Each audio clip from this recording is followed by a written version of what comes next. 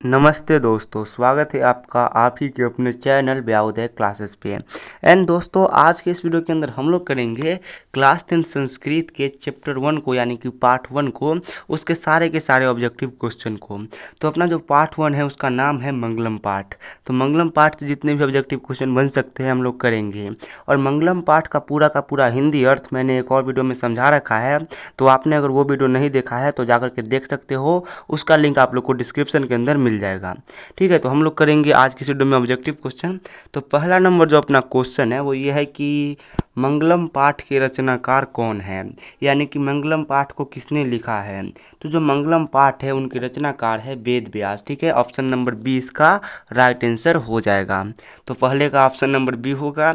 उसके बाद जो अपना दूसरा नंबर क्वेश्चन है वो ये है कि मंगलम पाठ में कितने मंत्र संकलित हैं। तो जो मंगलम पाठ है उसके अंदर कुल मिलाकर के 5 मंत्र संकलित है। तो यहाँ पे option number D right answer हो जाएगा। सॉरी, डी नहीं, बी नहीं, डी राइट आंसर होगा। उसके बाद जो नेक्स्ट क्वेश्चन है वो ये है कि मंगलम पाठ में कैसे मंत्र संकलित है। तो जो मंगलम पाठ है उस पाठ के अंदर पदात्मक मंत्र संकलित है। तो यहाँ पे ऑप्शन नंबर बी इस क्वेश्चन का राइट आंसर हो जाएगा। उसके बाद 4 नंबर क्वेश्चन को देखिए। तो जो 4 नंबर क्वेश्चन है वो यह है कि मंगलम पाठ कहाँ से संकलित है।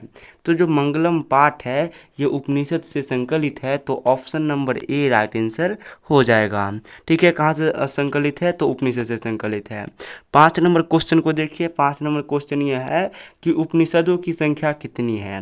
तो जो उपनिषद है उनकी संख्या 108 होती है। कितनी होती है, 108 होती है। तो यहाँ पे ऑप्शन नंबर सी बिल्कुल ही राइट आंसर हो जाएगा। अब आइए 6 नंबर क्वेश्चन पे। 6 नंबर क्वेश्चन ये है कि वेदों की संख्या कितनी होती है। तो वेदों की संख्या होती है 108। सॉरी, वेदों की संख्या होती है 4। कितनी होती है, वेदों की संख्या 4 होती है। ऋग्वेद, सामवेद, अर्थवेद और यजुर्वेद। ठीक है। उसके बाद जो 7 नंबर क्वेश्चन है वो ये है कि उपनिषद की रचयिता कौन है। तो उपनिषद के जो रचयिता है वो है वेद व्यास, यानी कि उपनिषद को लिखने वाले हैं वेद व्यास। तो ऑप्शन नंबर यहाँ पे क्या हो जाएगा, ए बिल्कुल ही राइट आंसर हो जाएगा। अब 8 नंबर क्वेश्चन को देखिए। 8 नंबर क्वेश्चन ये है कि सत्य का मुख किससे ढका है।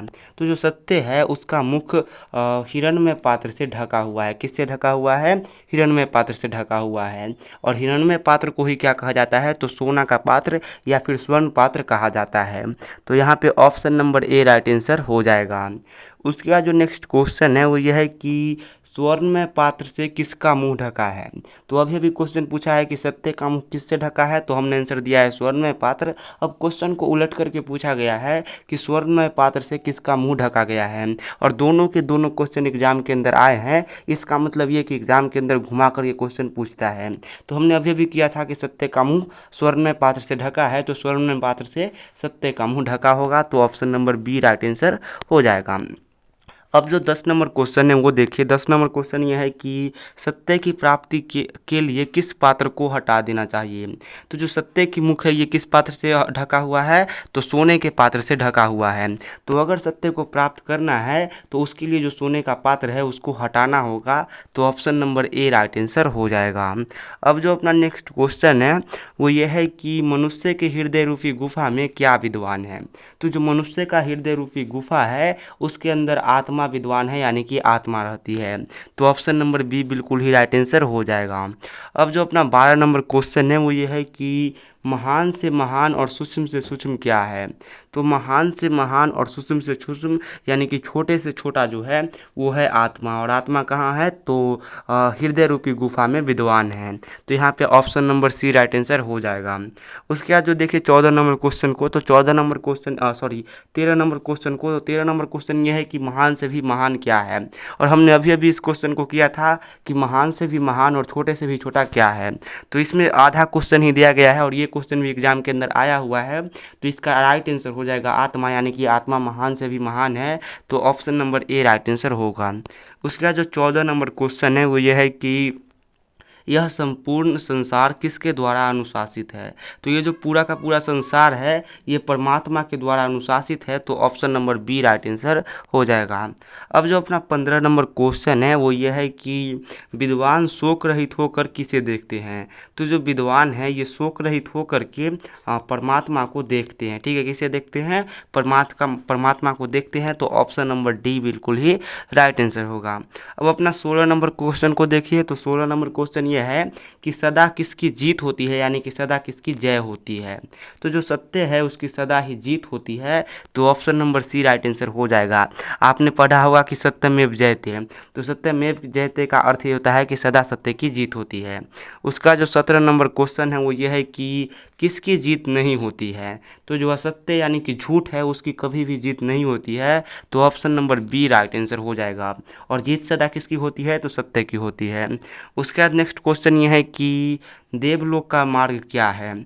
तो देवलोक अगर आप लोग को जाना है तो उसका मार्ग है सत्य, सत्य से ही आप लोग देवलोक जा सकते हो, तो option number C right answer हो जाएगा। एंड जो 19 नंबर अपना क्वेश्चन है वो ये है कि सत्य का भंडार कहाँ है? तो सत्य का भंडार आप लोग को देवलोक के अंदर देखने को मिल जाएगा, तो इस क्वेश्चन का option number A right answer हो जाएगा। अब अपना नेक्स्ट क्वेश्चन को देखिए, अब कुछ ही क्वेश्चन बचे हैं। तो नेक्स्ट क्वेश्चन ये है कि नदियाँ समुद्र में कैसे मिलती हैं? तो जो नदियाँ है ये समुद्र में अपने नाम और रूप दोनों को छोड़ करके मिलती है। ठीक है, कैसे मिलती है? नाम और रूप दोनों को छोड़ करके, तो option number D right answer हो जाएगा। और ये क्वेश्चन आप लोग को याद होना चाहिए क्योंकि ये बहुत ही वीवीआई क्वेश्चन है। अब नेक्स्ट क्वेश्चन को देख लीजिए, तो अपना नेक्स्ट क्वेश्चन ये है कि नदियाँ नाम और रूप को छोड़ करके किस में मिलती है? तो अभी हमने जस्ट क्वेश्चन किया है कि नदियाँ समुद्र में कैसे मिलती है, तो हमने आंसर दिया है कि नाम और रूप को छोड़ करके। अब क्वेश्चन ये पूछ रहा है कि नदियाँ नाम और रूप को छोड़ करके किस में मिलती है? तो अभी तो हमने बताया है कि नदियाँ नाम और रूप को छोड़ करके समुद्र में मिलती है, तो option number A right answer हो जाएगा। इसके अलावा इस क्वेश्चन को एक और बार घुमा करके ऐसे पूछ सकता है कि समुद्र नाम और रूप को छोड़ करके समुद्र में कौन मिलता है? तो आप लोग आंसर दोगे कि नाम और रूप को छोड़ करके समुद्र में नदियाँ मिलती है। मतलब 3 टाइप से इसी क्वेश्चन को पूछ सकता है। उसके बाद 22 नंबर क्वेश्चन को देखिए, तो 22 नंबर क्वेश्चन ये है कि विद्वान परमात्मा को कैसे प्राप्त करते हैं? तो जो विद्वान है वो नदियों की तरह नाम और रूप को छोड़ करके परमात्मा को प्राप्त करते हैं। कैसे प्राप्त करते हैं? अपने नाम और रूप को छोड़ करके जो विद्वान लोग होते हैं वो परमात्मा को प्राप्त करते हैं। तो यहाँ पे क्या हो जाएगा? Option number D right answer हो जाएगा। उसके बाद नेक्स्ट क्वेश्चन देखिए, तो नेक्स्ट क्वेश्चन ये है कि मोक्ष की प्राप्ति कैसे संभव है? तो अगर आप लोग को मोक्ष की प्राप्ति करना है तो ये सत्य से ही संभव है, यानी कि सत्य से ही आप लोग को मोक्ष मिल सकती है, तो ऑप्शन नंबर ए इसका राइट आंसर हो जाएगा। तो दोस्तों यही कुछ क्वेश्चन इस चैप्टर से बन सकते हैं और अब तक एग्जाम में बने भी है बहुत सारे क्वेश्चन। तो अगर आपने ये क्वेश्चन कर लिया तो इस चैप्टर से आप लोग का कंप्लीट है।